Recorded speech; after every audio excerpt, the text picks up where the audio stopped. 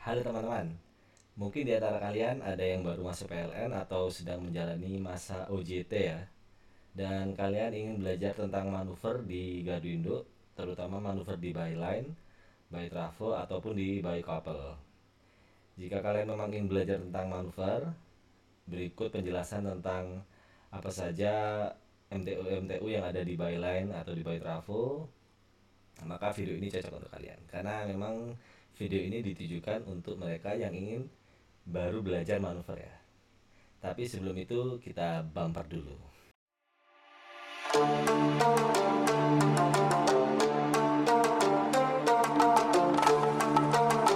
Oke, jadi manuver itu di gardu induk dibagi menjadi tiga ya, yaitu manuver by line, transmission line, yaitu manuver yang menghubungkan antar GI. Jadi gardu induk A dan gardu induk B dihubungkan melalui saluran transmisi melalui tower SUTT maupun tower SUTET. Nah, apabila ada pemeliharaan di sana, maka saluran tersebut kan harus padam. Jadi kita harus manuver pemadaman. Disitulah kita harus belajar tentang manuver di by line, di by transmisi line. Terus yang kedua itu ada juga manuver di by trafo. Semisal by trafo tersebut dipelihara, kan perlu padam, maka kita harus manuver by trafo tersebut, yaitu jenis manuver yang kedua. Sedangkan yang ketiga adalah by couple ya. Jadi apabila busbar tersebut ingin dipelihara, maka kita harus memanuver by couple. Istilahnya itu misalnya busbar A mau dipelihara, maka semua by transmission line maupun by trafo akan dipindahkan ke busbar B. Kemudian di by couple kita melakukan manuver pemadaman. Jadi seperti itu. Untuk video tentang penjelasan MTU dan manuvernya, simak video berikut. Baik teman-teman, di sini kita akan menjelaskan tentang cara manuver ya. Jadi di sini sudah saya gambar ada 3 by, istilahnya itu by. Yang pertama itu by line, by trafo dan by couple. Di sini akan saya jelaskan satu-satu. Dimulai dari by line. Di sini kita akan mengambil contoh switchyard 150 kV, busbar A dan busbar B. Yang pertama, kita dari busbar A atau B akan menuju PMS bus, namanya PMS bus, yaitu PMS yang menghubungkan antara byline dengan busbar di switchyard. Yaitu ada busbar A terkoneksi dengan busbar PMS busbar A yang terkoneksi dengan busbar A dan PMS busbar B yang terkoneksi dengan busbar B. Kemudian dari busbar ini, PMS busbar ini akan menuju ke PMT line-nya. Setelah dari PMT line-nya, dia akan menuju ke CT line-nya, CT 150 kV.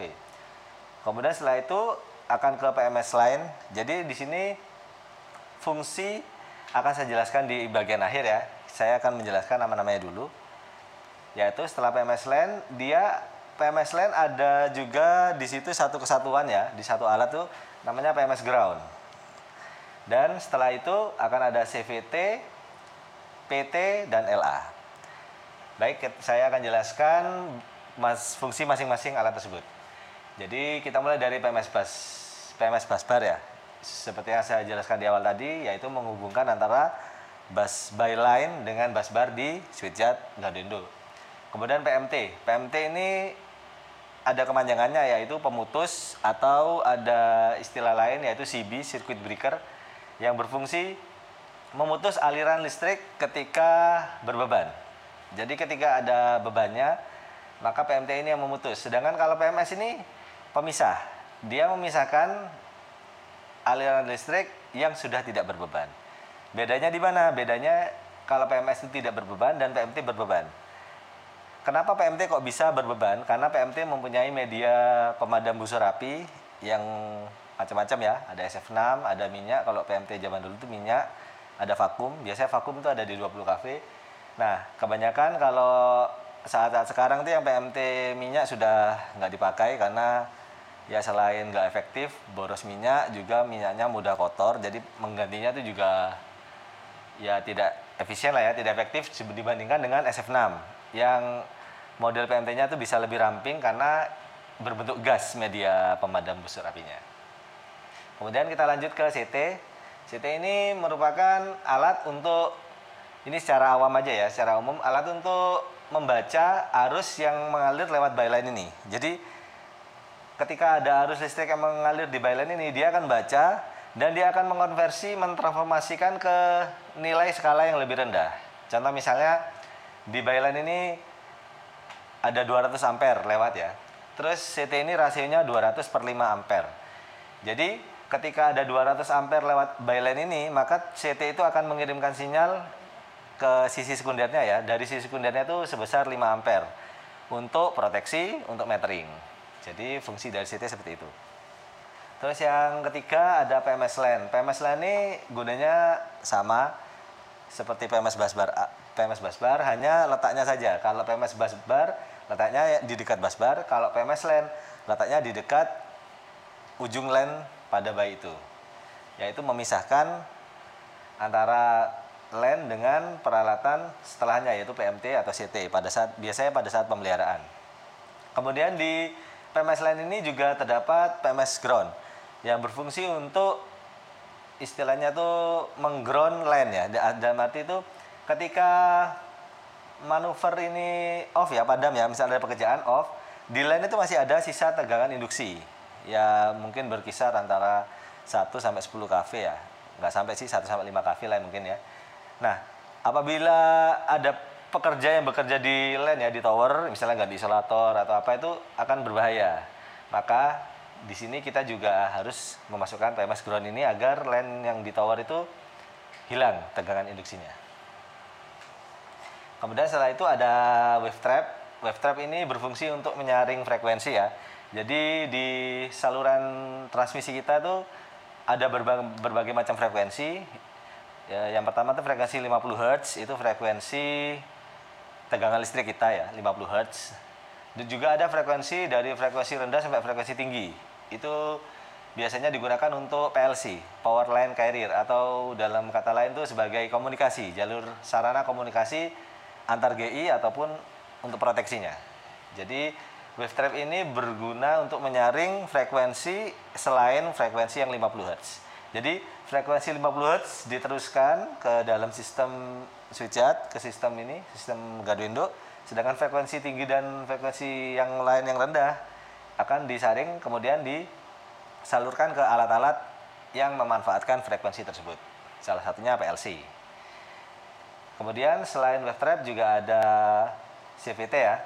CVT ini sama seperti CT, tapi CVT ini membaca tegangan. Kalau CT tadi membaca arus, sedangkan CVT ini membaca tegangan. Juga sama, dia memiliki rasio. Contoh misal 150 kV per 110 volt. Jadi ketika ada tegangan 150 kV melewati byline ini, maka di sisi sekundernya akan mengirimkan 110 volt untuk dikirimkan ke meter atau ke sistem proteksi relay di gardu induk. Dan yang terakhir, yang paling ujung, ya bisa dibilang sebagai tameng ya, tamengnya byline, yaitu LA atau kita sering sebut dengan lightning arrestor, yaitu alat yang berfungsi untuk memotong surja lebih ya. Surja lebih itu bisa surja hubung karena gangguan atau surja petir. Jadi ketika ada surja lebih di transmisi, di jalur transmisi, ketika akan memasuki ke sistem gardu induk, dia akan dipotong oleh lightning arrestor ini. Jadi tegangan yang masuk ke sistem gardu induk itu tetap 150.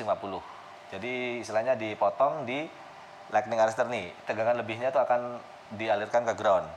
Tapi pada saat kondisi normal itu tidak ada gangguan atau tidak ada surja lebih ya. LA ini berfungsi sebagai isolator, yaitu isolator kita tahu ya, dia memisahkan antara bagian yang bertegangan dengan ground seperti itu. Ini untuk byline. Jadi untuk byline bagaimana cara manuvernya? Pertama, manuver byline kondisi berbeban pastinya. Maka kita harus membuka PMT dulu. Yang nomor 1 kita buka. Open. Nah, setelah PMT open, kondisi sudah tidak berbeban tapi masih bertegangan. Setelah PMT kita akan membuka PMS. Nah, tergantung ini line-nya ikut PMS busbar A atau busbar B.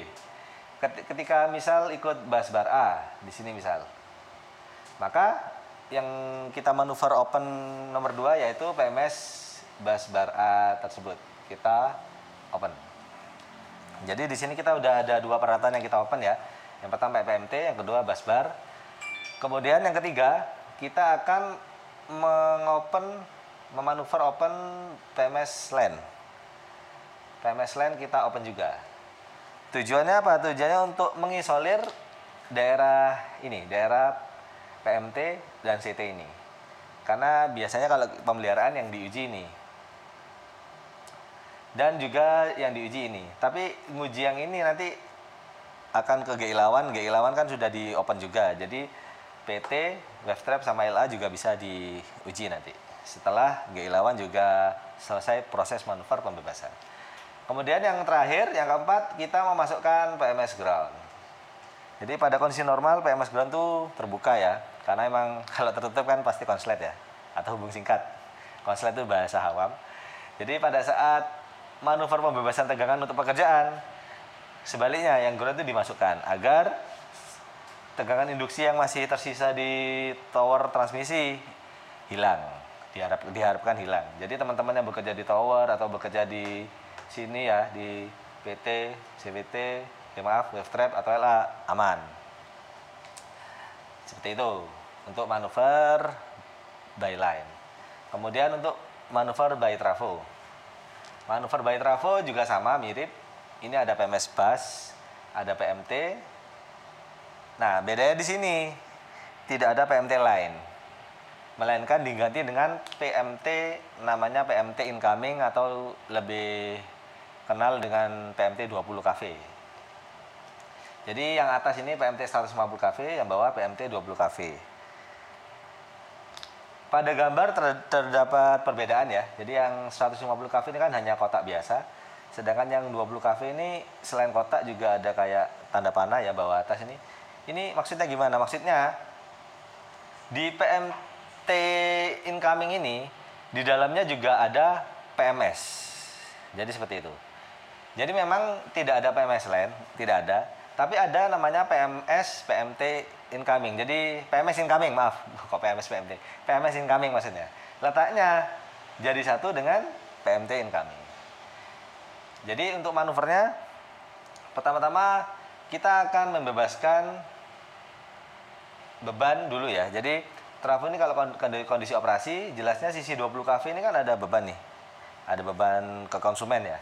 Jadi sebelum kita membuka PMT yang 150, kita membuka PMT yang 20 kV dulu. Tujuannya untuk melepaskan beban. Melepaskan beban dari trafo ini. Kita manuver PMT-nya dulu. Kita lepas. Setelah PMT incoming lepas, maka trafo ini sudah keadaan tidak berbeban, tapi masih bertegangan. Karena PMT 150 kV masih masuk, masih on. Setelah itu kita manuver PMT yang 150 kV. Kita lepas juga. Nah, pada saat sudah manuver PMT yang 150 kV, maka trafo ini sudah bebas tegangan. Seperti itu. Tapi kita manuver lagi PMS-nya untuk mengamankan ya. Dalam arti itu biar kita bisa mengerjakan PMT. Karena kalau kita hanya PMT saja kita off, sedangkan PMS-nya kita nggak off, maka di sisi sini masih ada tegangan. Sampai ujung PMT masih ada tegangan. Jadi nggak bisa kita uji PMT-nya. Jadi kalau ingin kita uji PMT-nya, maka PMS-nya juga harus dilepas. Sama, misalnya ini kalau trafo ini busbar B ya. Tadi kan LAN ini sudah busbar A. Misalnya busbar B trafo. Maka yang ketiga kita meng-off-kan PMS busbar B trafo tersebut. Yang sisi 150. Setelah selesai, baru kita membuka PMS incoming-nya. Nah, membuka PMS incoming ini berbeda dengan PMS yang lain. PMS bus atau LAN beda. Kalau PMS bus, PMS LAN itu seperti pisau ya. Nah, sedangkan kalau yang PMS incoming, dia tuh mode ditarik. Istilahnya tuh di draw out. Jadi modelnya PMS incoming itu seperti rak ya. Rak, jadi kita tarik keluar. Nah, pada saat itu bisa disebut dengan draw out atau PMS incomingnya di off kan. Seperti itu. Pada sudah 4 ini off, maka trafo beserta PMT, CT sudah bisa diuji dipelihara. Kemudian ada buy yang ketiga yaitu buy couple. Ini lebih simpel lagi. Buy couple ini menghubungkan antara dua busbar. Jadi PMS bus A, bus B-nya dua-duanya masuk karena memang dia berfungsi untuk menghubungkan dua busbar A dan busbar B. Nama aja kan couple ya. Jadi dia mengkapel menghubungkan antara busbar A dan busbar B. Jadi manuver di sini simple. Di busbar di buy couple ini juga alatnya dikit. Cuma ada CT sisi busbar A dan CT sisi busbar B dan PMT. Kedua CT ini berfungsi untuk mengukur arus ya. Yang busbar A jelasnya untuk mengukur arus di busbar A dan yang busbar B mengukur arus di busbar B. Seperti itu. Jadi pada saat manuver yang pertama tentu saja kita tetap PMT ya. PMT itu pada saat pembebasan dia yang pertama karena dia yang mempunyai busur api. Karena pada saat keadaan normal itu pasti berbeban. Jadi kita buka PMT yang pertama. Setelah itu kita bebas mau yang PMS busbar A dulu atau busbar B dulu bebas. Tapi kalau sesuai SOP kita sesuai abjad aja. Kita yang A dulu dibuka PMS bus A-nya. Kemudian PMS bus B-nya kita lepas. Maka di sini kita bisa memelihara CT dan PMT yang ada di buy couple itu. Untuk manuver pemberian tegangannya dilakukan secara terbalik. Jadi seperti misal kalau di line nih, yang pertama PMT, yang kedua PMS bus, yang ketiga PMS line, yang keempat PMS ground. Maka kalau pemberian tegangan akan dibalik, yaitu groundnya kita lepas, PMS line-nya kita masukkan, PMS busnya kita masukkan, dan PMT terakhir kita masukkan. Seperti itu.